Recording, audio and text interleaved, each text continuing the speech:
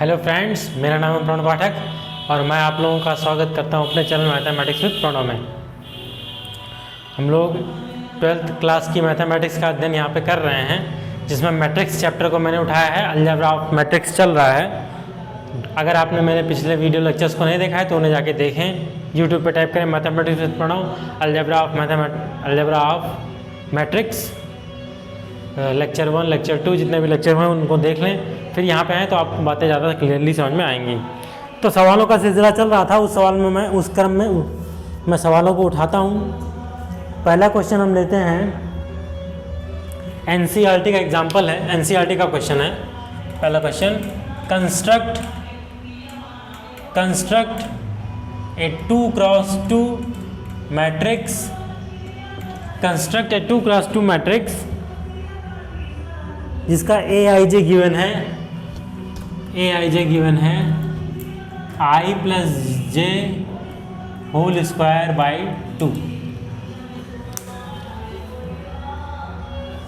NCERT का question है ये।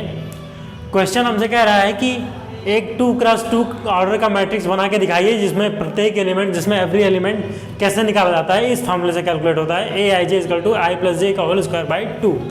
तो 2x2 का मैट्रिक्स है तो पहले हम a11 निकालते हैं। ये हो जाएगा उस फार्मूले से 1 + 1 का होल स्क्वायर बाई 2, यानी कि 2 स्क्वायर बाई 2 यानी कि 2। फिर अगला 1 2 निकालते हैं। इसमें 4 ही एलिमेंट होंगे, मैंने आपको बताया था। दोनों ऑर्डर जो होगा उसको गुणा कर दीजिए तो जितने एलिमेंट होंगे वो निकल के चले आएंगे। 1 + 2 का होल स्क्वायर बाई 2, ये हो जाएगा आपका 9/2। फिर इसी तरह a21 2 + 1 का होल स्क्वायर बाई 2 यानी कि 9/2, और a22 इज इक्वल टू 2 + 2 का होल स्क्वायर बाई 2 यानी कि ये 4 स्क्वायर 16 यानी कि ये 8। ये आया। अब ये चारों वैल्यूज हमको मिल गई। अब जो मैट्रिक्स बनेगा वो कुछ इस तरह होगा, a11 यानी कि 2, a12 यानी कि 9/2, a21 यानी कि 9/2 और a22 यानी कि 8। ये बना मैट्रिक्स जो हमें चाहिए था। जो सवाल पूछ रहा था वो मैट्रिक्स हमने निकाल लिया। 2x2 ऑर्डर का देखिए, चेक करिए। 2 रोज 2 कॉलम्स। मैट्रिक्स के एलिमेंट कैसे भी हो सकते हैं, बाय 2 में, रेशियोज में, फ्रैक्शंस में हो सकते हैं। साइन थीटा कॉस थीटा भी इसके एलिमेंट हो सकते हैं। इन इमेजिनरी क्वांटिटीज़, कॉम्प्लेक्स नंबर्स भी इसके एलिमेंट्स हो सकते हैं। मैट्रिक्स के एलिमेंट कुछ भी हो सकते हैं, क्योंकि मैट्रिक्स क्या है, एक अरेंजमेंट है। इसकी कोई मैथमेटिकल वैल्यू तो हम निकाल नहीं सकते, ये एक अरेंजमेंट है।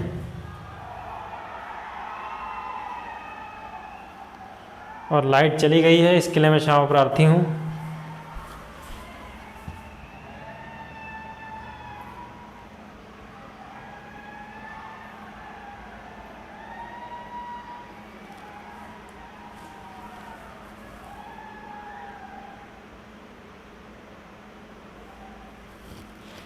लेकिन देखने लायक चीज़ें तो आपको दिखाई दे रही हैं, तो आई होप सो हम कंटिन्यू कर सकते हैं। लाइट तो अभी थोड़ी देर में आ भी सकती है।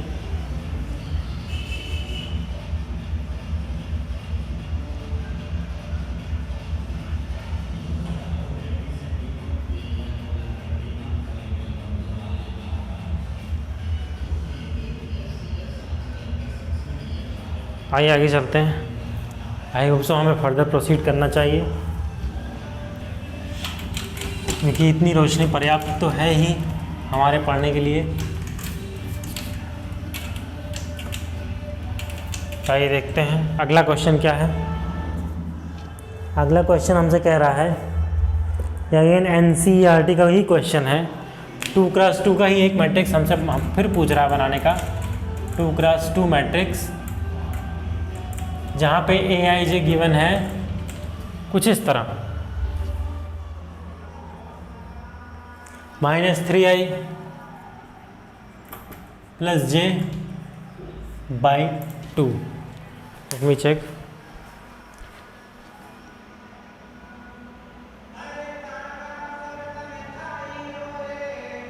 दिखाई तो दे रहा सब।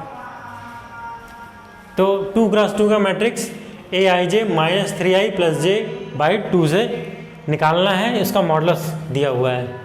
तो 2 क्रॉस 2 का ही मैट्रिक्स है, तो A11 पहले हम निकालेंगे, रखेंगे -3 × 1 + 1 बाई 2, ये हो जाएगा -3 + 1 बाई 2, और ये हो जाएगा -2 का मॉडुलस बाई 2, जो कि हो जाएगा 2 बाई 2 और 1, क्योंकि माइनस का मॉडुलस कभी भी नेगेटिव नहीं होता।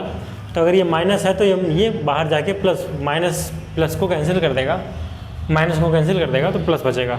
मॉडुलस कभी भी नेगेटिव नहीं होता है। ये मैं आपको जब फंक्शन पढ़ाऊंगा तो समझाऊंगा। 1 2 -1 + 2 बाई 2 = -3 + 2 बाई 2, यहाँ से -1 बाई 2, या ये 1 बाई 2, -1 आपका 1 बाई 2 हो जाएगा।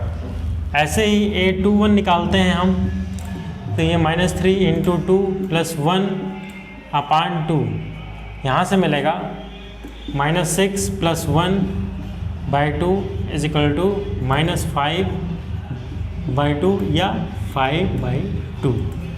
अब यहाँ से A22 ये मिलेगा आपको -3 × 2 + 2 बाई 2, यानी कि -6 + 2 बाई 2, यानी कि -4 बाई 2, या ये हो जाएगा 4 बाई 2, यानी कि 2।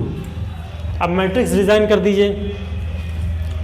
एलिमेंट्स मिल गए हैं तो मैट्रिक्स को लिखने में दिक्कत तो हमें नहीं होनी चाहिए। ये है 1 बाई 2, 5 बाई 2 और 2।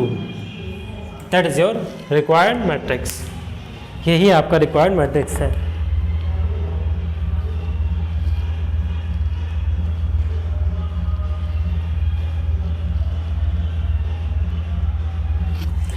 यही हमारा रिक्वायर्ड मैट्रिक्स है। 1 by 2, 5 by 2 and 2। Let me check, everything is okay.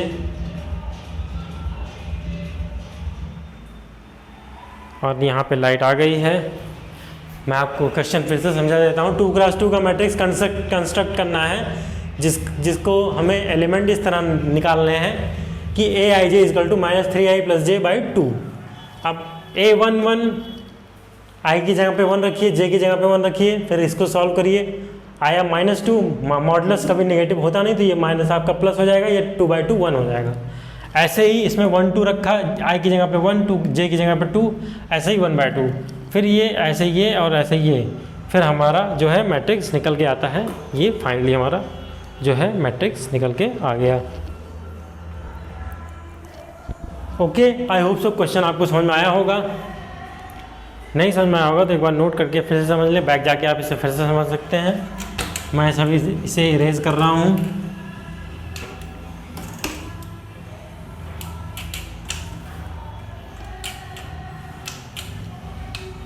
अब हम आगे चलते हैं अगले क्वेश्चन की ओर।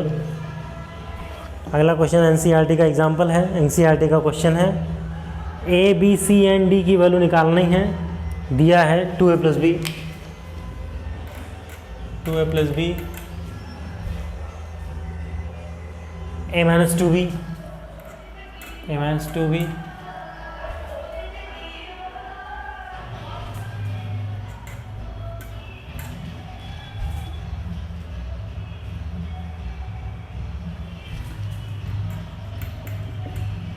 + 3d। ये एक मैट्रिक्स है, = है किसके 4 - 3 11 13, 4 - 3 11 13, ये इसके इक्वल है। तो हमें ए बी सी डी की वैल्यू निकालनी है। 24 है शायद, सॉरी यहाँ पे 24 है। 4 - 3 11 24 एनसीईआरटी का क्वेश्चन है। आइए ध्यान से समझते हैं इसे। हम जानते हैं कि दो मैट्रिक्स आपस में तभी इक्वल हो सकते हैं जब उनकी ऑर्डर इक्वल हो। तो पहले चेक करिए, ऑर्डर इक्वल है, ऑर्डर इक्वल है, दोनों स्क्वायर मैट्रिक्स हैं 2 क्रॉस 2 के। फिर उनके करस्पॉन्डिंग एलिमेंट इक्वल होने चाहिए, यानी ये इसके, ये इसके, ये इसके और ये इसके इक्वल होना चाहिए। तो इस तरह से हमारे 4 इक्वेशन बनेंगे। 2a + b = 4, a - 2b = -3, 5c - d = 11 and 4c + 3d = 24। पहले आइए हम पहले दोनों इक्वेशन पर कंसीडर करते हैं। ये है 2a + b = 4 और a - 2b = -3। इसे हम 2 से गुणा कर देते हैं तो ये हो जाएगा 4a + 2b = 8 और ये हो जाएगा a - 2b = -3। इन दोनों को जोड़ दीजिए, जोड़ देने पर 2b कैंसिल हो जाएगा। ये हो जाएगा 5a = 8 में से 5 गए 5, a = 1 मिला। अब a = 1 मिला तो यहाँ रख दीजिए, तो 2 + b = 4 या b = 2, a और b मिल गए। अब बाकी दोनों इक्वेशन को कंसीडर करते हैं। 5c - d = 11 और 4c + 3d = 24। यहाँ पे हम 3d ले आए अगर किसी तरह से तो काम बन सकता है। तो इस इक्वेशन को 3 से मल्टीप्लाई कर दें तो ये हो जाएगा = 33 और ये 4c + 3d + 24। अब इन दोनों इक्वेशन को अगर हम जोड़ दें तो यहाँ से 19c = 57 या c = 3। c = 3 मिला, इस समीकरण में रख देते हैं तो 5 × 3 - d = 11, 15 - d = 11, d को उधर ले जाएंगे 15 - 11 = d या d = 4 आया। ये हमारा फाइनल रिजल्ट है। a b c d की वैल्यू हमने निकाल ली। तो इस तरह से ये मैट्रिक्स का सवाल NCERT का सवाल था। अच्छा सवाल था, मैंने इसको आपको समझा दिया। क्या करना है, कुछ करना नहीं है। दोनों मैट्रिसेस के करेस्पॉन्डिंग एलिमेंट्स को इक्वल कीजिए। इक्वल करने के बाद इक्वेशंस बनाइए। इक्वेशंस बना के उन दोनों इक्वेशंस को लीनियरली सॉल्व कीजिए। जैसे लीनियर इक्वेशन हम सॉल्व करते हैं इन 2 वेरिएबल्स, उस तरह से सॉल्व किया तो ये हमारा इक्वेशन, हमारा जो है फाइनल रिजल्ट आ गया। Just a minute, let me check everything is okay और नॉट। या एवरीथिंग इज ओके। तो हम आगे प्रोसीड कर सकते हैं। आइए आगे चलते हैं।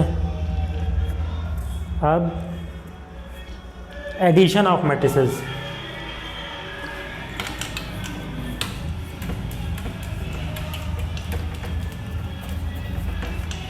एडिशन ऑफ मैट्रिसेस की ओर चलते हैं।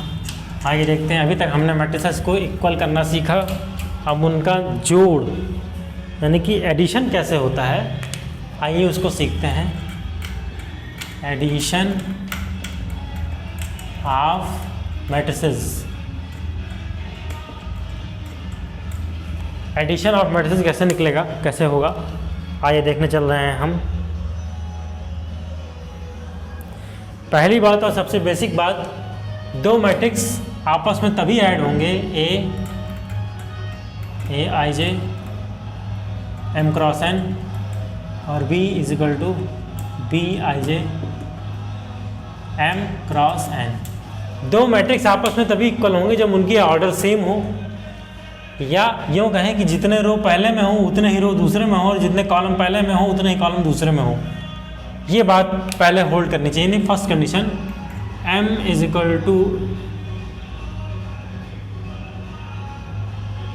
m and n = n। जितने मैट्रिक्स, जितने एलिमेंट, जितनी ऑर्डर पहले एलिमेंट की है, पहले मैट्रिक्स की है, उतनी ही ऑर्डर सेकेंड मैट्रिक्स की होनी चाहिए। तब हम दोनों मैट्रिक्स को जोड़ सकते हैं। और जुड़ेंगे कैसे, आइए देखते हैं। मैंने यहाँ पे लिया है एक मैट्रिक्स 1 2 3 4 5 6 और भी है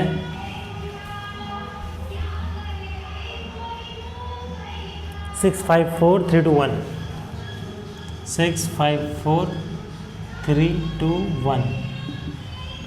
पहले तो हम चेक करेंगे कि ये दोनों आपस में जोड़े जा सकते हैं या नहीं। इसका ऑर्डर जो है वही इसका ऑर्डर है, ये 2 क्रॉस 3 ऑर्डर का मैट्रिक्स है, ये भी 2 क्रॉस 3 ऑर्डर का मैट्रिक्स है, यानी कि जोड़ सकते हैं। अब जोड़ेंगे कैसे, तो उसके लिए हम करेस्पॉन्डिंग एलिमेंट्स को ही जोड़ देंगे, यानी कि 1 में 6 जुड़ जाएगा, ये हो जाएगा 7, 2 में 5 जुड़ जाएगा, ये हो जाएगा 7, 3 में 4 जुड़ जाएगा, ये हो जाएगा 7, 4 में 3 जुड़ जाएगा, ये हो जाएगा 7, 5 में 2 जुड़ जाएगा, ये हो जाएगा 7, और 6 में 1 जुड़ने पर 7 मिलेगा। तो ये मैट्रिक्स हमें मिला। और ध्यान दीजिए, जोड़ने के बाद जो मैट्रिक्स आएगा उसकी भी ऑर्डर उतनी ही होगी जितनी ऑर्डर इन दोनों मैट्रिक्स की है। सेम ऑर्डर का मैट्रिक्स हमें मिलेगा, डिफरेंट ऑर्डर का मैट्रिक्स नहीं मिलता है। ऐसा मल्टीप्लिकेशन में ऐसा होता है, एडिशन में जो मैट्रिक्स मिलेगा उसकी ऑर्डर वही होगी जो आपके दोनों मैट्रिक्स को ऐड करने वाले मैट्रिक्स की ऑर्डर होगी। ओके, आई होप सो बात आपको समझ में आ गई होगी। करेस्पॉन्डिंग एलिमेंट को जोड़ेंगे, यानी 1 में 6 जुड़ेगा, 2 में 5 जुड़ेगा, 3 में 4 जुड़ेगा, 4 में 3 जुड़ेगा, 5 में 2 जुड़ेगा, 6 में 1 जुड़ेगा। करेस्पॉन्डिंग एलिमेंट जोड़ने का मतलब, जैसे पहले मैट्रिक्स का एलिमेंट A11 है तो दूसरे मैट्रिक्स के A11 एलिमेंट B11 एलिमेंट से ही जुड़ेगा, वो सेम प्लेस के एलिमेंट्स ही जुड़ेंगे आपस में। भाई देखते हैं,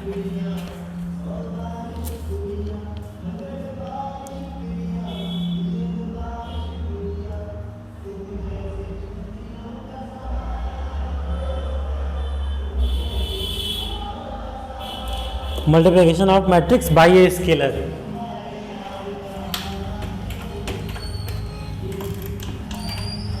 आइए देखते हैं अगली बात है हमारी, multiplication of a matrix by a scalar. Properties of addition बताने की ज़रूरत नहीं है, कम्यूटेटिव होंगे, एसोसिएटिव होंगे, एडिशन ऑफ मैट्रिक्स, और आइडेंटिटी एलिमेंट एग्जिस्ट करेगा, और ये जो है हमारा आपका कैंसिलेशन लॉज होल्ड करेंगे, और आइडेंटिटी एलिमेंट मिलेगा, और A minus A zero matrix, null matrix मिलेगा। कुछ समझाने की ज़रूरत नहीं है, बहुत आसान बात है, आप खुद से समझ सकते हैं इसको। हमें समझना है multiplication of matrix by a scalar.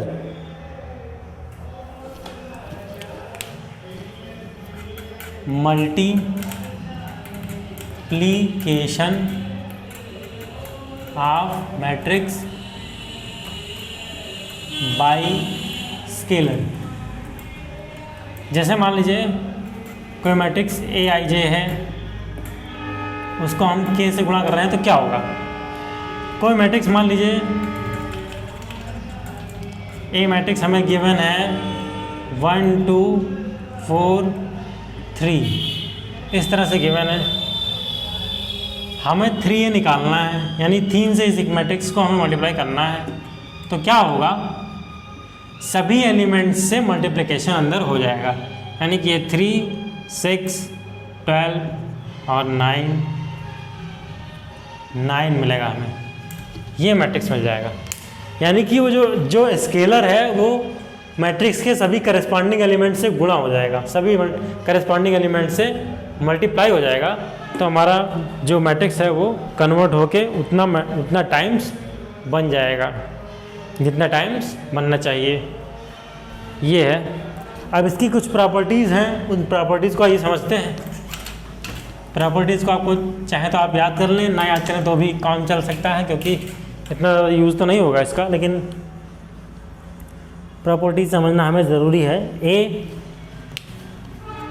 एक मैट्रिक्स है AIJ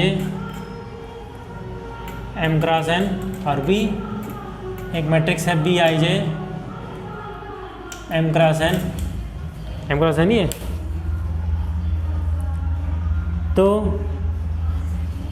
K of A plus B ये होता है KA प्लस KB। K से अगर दो मैट्रिसेस के सम को मल्टीप्लाई कर रहे हैं तो उन पर अलग अलग मल्टीप्लाई होके भी जोड़ सकते हैं। अगर दो स्केलर हैं के प्लस एल इंटू ए, तो क्या होगा के ए प्लस एल ए हो जाएगा। उन दोनों को अलग अलग करके जोड़ सकते हैं।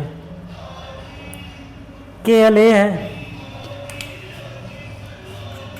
के एल ए, तो ये हो जाएगा के एल ए या एल के ए, ये हो जाएगा। अगर कोई दो स्केलर दो स्केलर एक मैट्रिक्स पर मल्टीप्लाई कर रहे हैं तो उनका अलग अलग मल्टीप्लिकेशन इस तरह से पॉसिबल हो सकता है।